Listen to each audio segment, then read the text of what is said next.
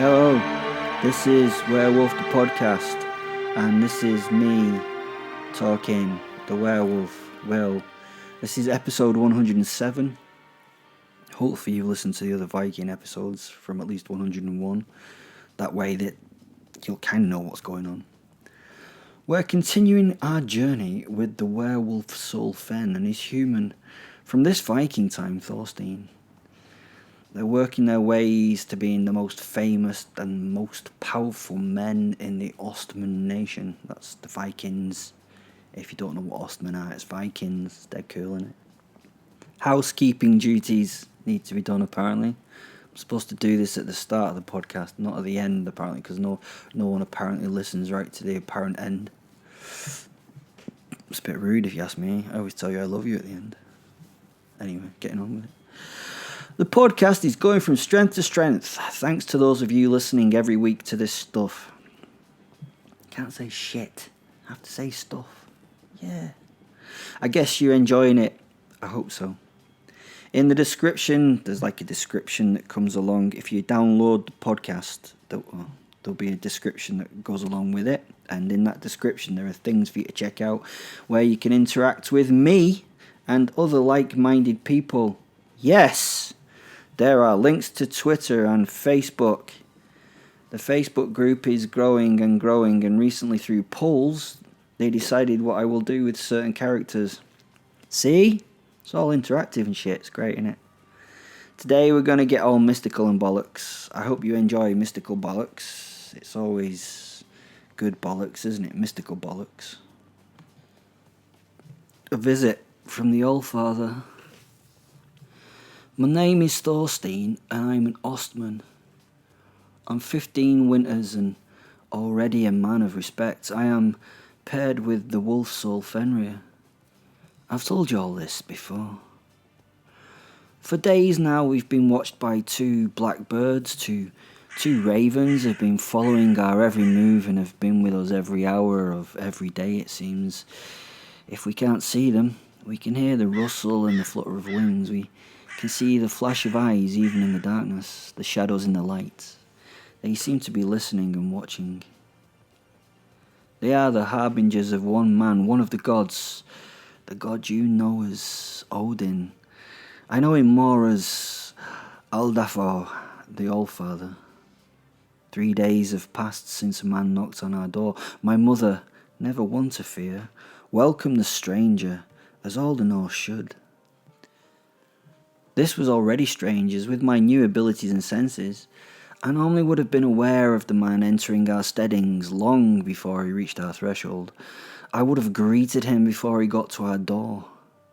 My family would have been prepared for his arrival. We're not.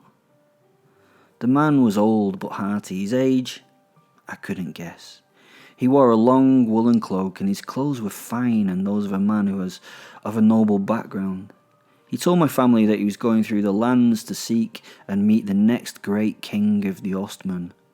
He wanted to come alone to offer his support and fealty. Who knew? My parents welcomed him and asked him to share news of his journey. He introduced himself as Gestir, or in your language, stranger. This had a different emphasis in our time. It meant stranger, but I think it is the root word for your guest, Gestir. This was not rude of him to give an obviously false name. It was part of our hospitality to accept his name and not question his decision. As he settled, he was barraged for news, where he'd been and what the happenings of that place were. He cleverly managed to change the subject from his topic very quickly as we children entered the room. Fen and I noticed this. This man was clever. Sif, my sister, was 2 summers and a babbling ball of energy and delight, a tiny blonde-haired version of my mother, already strong-willed and quick. Eric, my younger brother, was inquiry and excitement. The stranger was pleased with their presence, which endeared him to my mother instantly. We all sat for our evening meal together. At this point, he turned towards me and smiled as he ate from his board. He drank nothing. Again, maybe a hint of who he was for those who know the sagas. I am looking for the one who will claim the new lands, east and west. The greatest of heroes he will be, he said, chewing the roasted goat that had been offered. At this point, my wolf soul was by me, considering this man. Hospitality is an important part of the culture, but Fen was unsure of this man's intentions. He was unsure if it was a man at all. He doesn't really feel real. He feels false. He radiates falsehood and mirth. Could this be that Loki you've told me about? You've told me stories of him, and it kind of fits. I think not, I sent back telepathically. I think this is the one who can not drink without Loki. At this, the man turned and made eye contact with the giant wolf's soul. No, I am not Loki, he sent to both of us, then continued speaking with my parents as though nothing had happened. The room had seemed frozen in that moment. Fen and I were brought to silence, and within that silence, quiet thought. I sipped from my cup and ate while the charismatic man told my family stories of the amazing deeds of the gods' doings. The stories we had heard before, but they always delighted us. I usually would be excited to hear the sagas told by a fresh mouth, but with this man I wasn't sure. There was so much more to this stranger than I knew. I would have to keep an eye on this one. Time passed and the adults got merry with their mead. They laughed and chatted. Risque subjects were discussed in front of the children, and my mother was complimented for her beauty, for her home, and for her children. I watched and waited. I weighed and assessed. This man would not fool me. He had communicated directly with Fen, and that was never done. Had that actually happened, or was it a figment of my imagination? No one can see Fen apart from me. No, that really happened, confirmed Fenrir. No more was addressed to us before the man asked his permission to bed down and sleep beside the fire. My mother cleared the general detritus of the evening with the help of my brother. My father went out to tend to the last few chores before the door was fastened against the night. The stranger watched me with great consideration when we were left as much on our own as we could be in this home. I make an offer to you, he said. In 3 days, I want you to make your way to the highest point you can see from your home. In the last of the evening's light, he pointed to the top of a mountain. We could see it through the open lodge door. We could see it in the distance.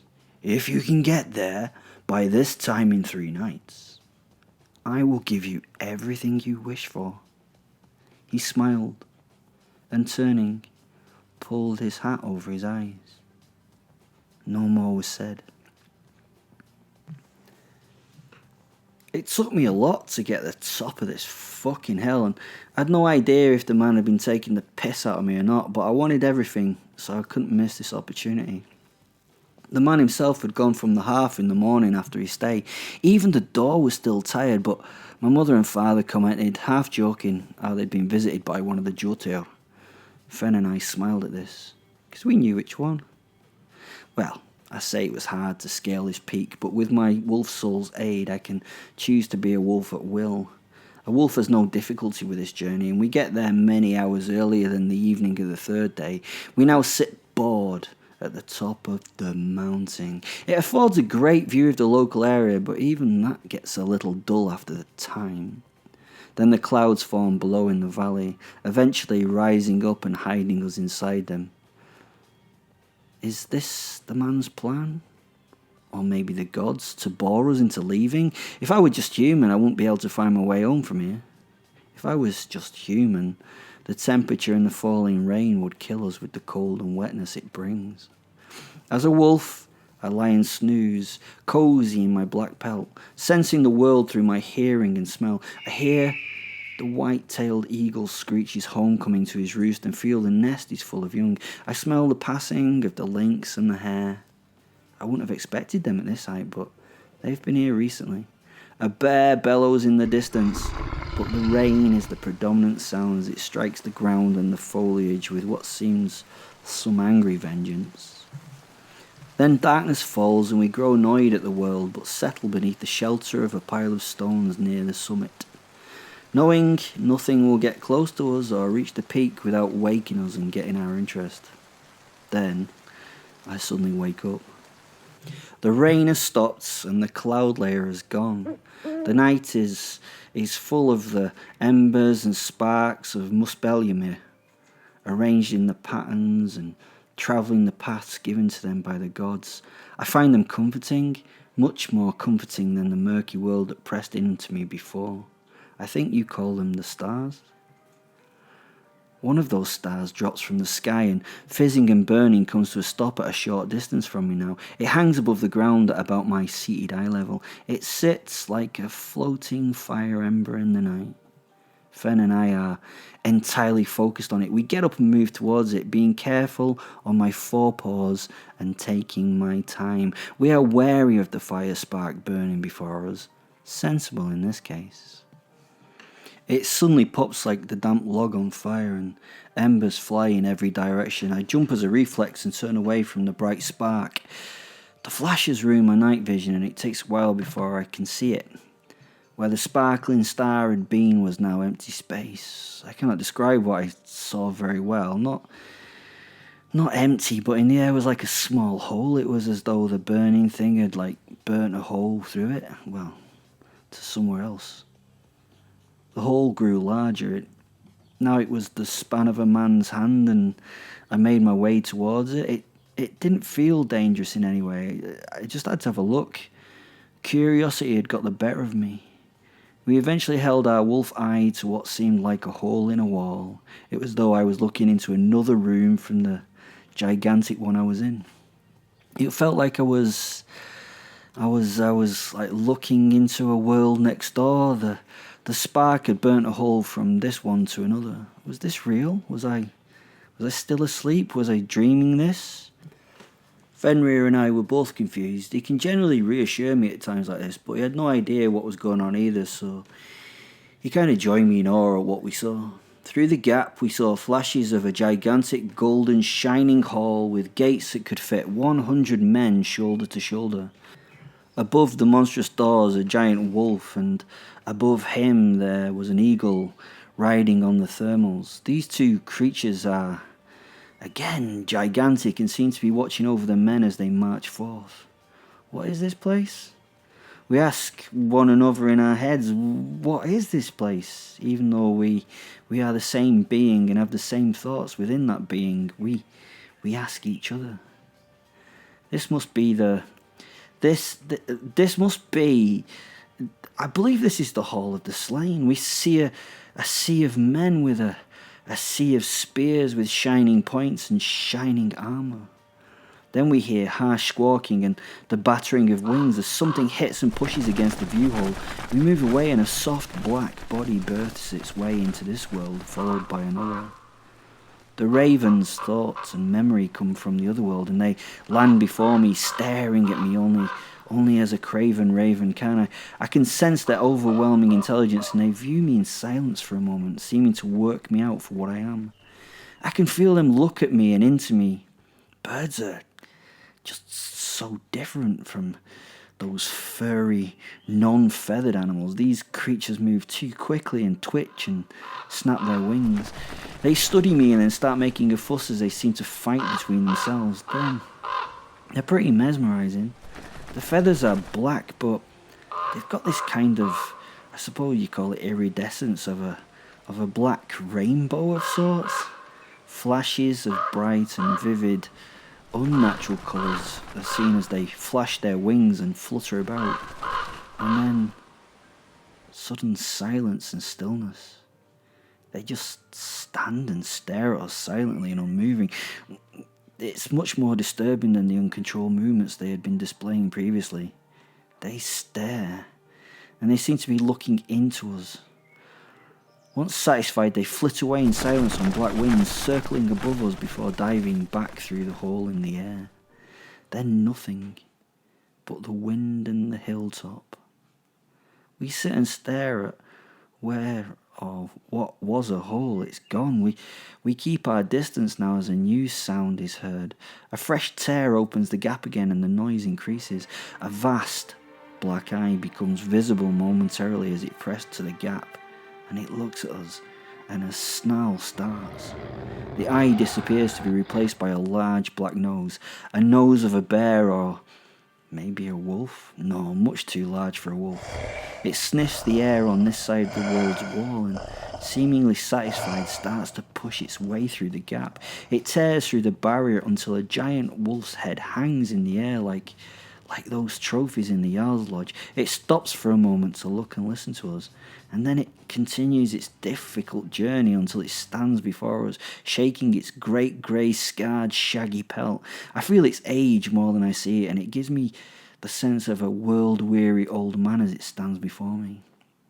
It is so much larger than us, and we're well above an average man's height from paws tip to ear tip.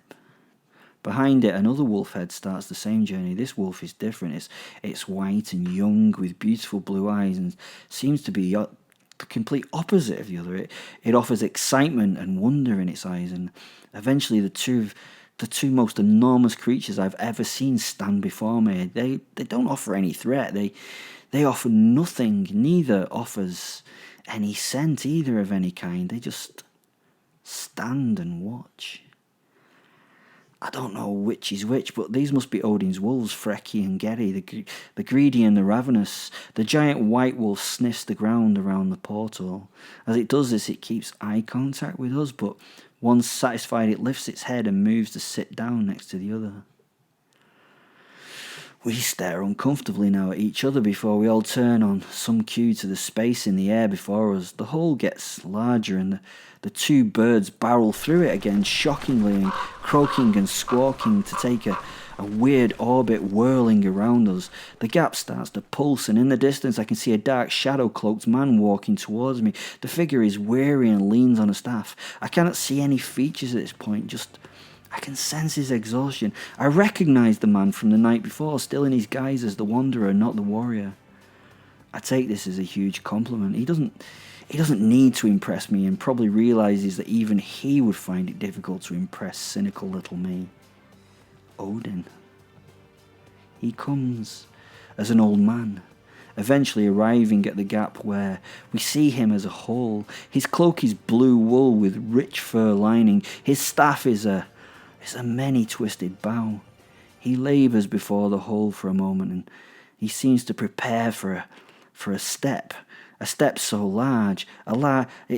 From one world to another, it looks like a small gap to me, but who knows how big it really is? How far apart are worlds?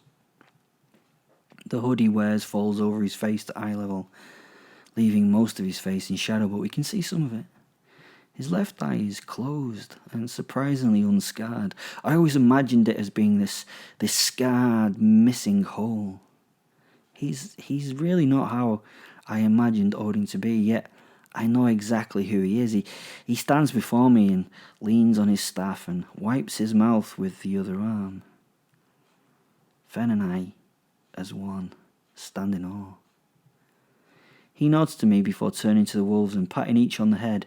As he leans his walking staff to one side, he sits on a large boulder between the two beasts. They lay down as he makes himself comfy. All now settle. His hands keep tickling those giant heads as he focuses on me. The ravens now land, one atop the staff, one on the man's shoulder.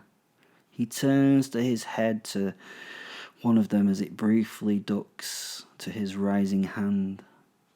Once the ravens are perched, he rests his elbows on his knees and leans towards me and strokes his long beard between his finger and thumb as he regards me. I think he's going to speak, but he does not. He stares at me in silence. We feel, God, I've no idea what we feel. Too many things pass through my head. I can't limit to one emotional state. Can we see both of you? He asks. His voice is soft and sighing of the wind of branches, so we transform. He sits back laughing, and for a moment the boulder seems to be a great golden throne with a giant golden armoured man sitting upon it before it returns to the large rock that it is. Smiling, he leans forward and again strokes his beard in silence. The animals around him are slightly unnerving. They don't move or do anything but just stare at us. What is it you want of me, Wolf? You came, so you must want something, and I have come to see you. He laughed again. You interest me with this one. And he pointed at Fenrir the posit. I can see he's a little uncomfortable at this level of scrutiny.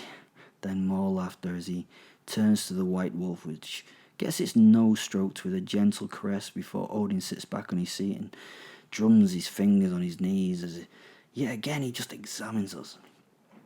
Another age passes before he points at Fen and genially asks him, What are you, my friend? His voice is warm and friendly, and he does show a genuine interest in the posit. Fen looks at me and starts to send me a question telepathically before he does. The god stops him with a harumph. Yeah, you heard that right, an actual harumph. Only gods and, I don't know, fucking Gandalf can actually harumph. I can hear you, pup. You forget maybe that I am a god. Speak plainly to me what you are and why you're here. I see why you are with this one, he says, pointing at me. Fen looks a little lost. This shit never happens to my wolf soul. I'd never known him befuddled and quiet. I'm the soul of a long-past wolf given to a human to save my own and his life. I'm a dusha in what I think you call the Russian language, a soul of being. Why? Asked Odin. Why, what? Says the confused wolf. Odin smiles and acts as though he was dealing with someone, or in this case with something that was harder thinking. He harumphed again. I tried to harumph myself quietly, but got a disapproving look from God and Posit, but both were seeming a little bit disappointed in me. I smiled, slightly embarrassed. Why become a free soul and half of this skin changer? It feels as though you shouldn't exist. I know naught of you. Do you have kin? Yeah, I have kin. They live deep in the mountains far to the east from here. The winters there are even more severe than here, and it was one of those winters that saw the creation of the werewolves. It was out of a mutual need for survival. My pack and the human pack were at their ends, so we became this to survive. Ah, smiled the god as he cast a small piece of something into the air, and a blackbird snatched it on the wing. This mesmerised me for a moment, and I wanted to throw a scrap for the raven. The god sat silently stroking his beard again. He could hear my thoughts. Ah, makes sense now then. I offer you this world now if you will help me fight for mine when the time is right. I will need a great leader for my armies, and you will be the first of the Ulfana, my wolf skins.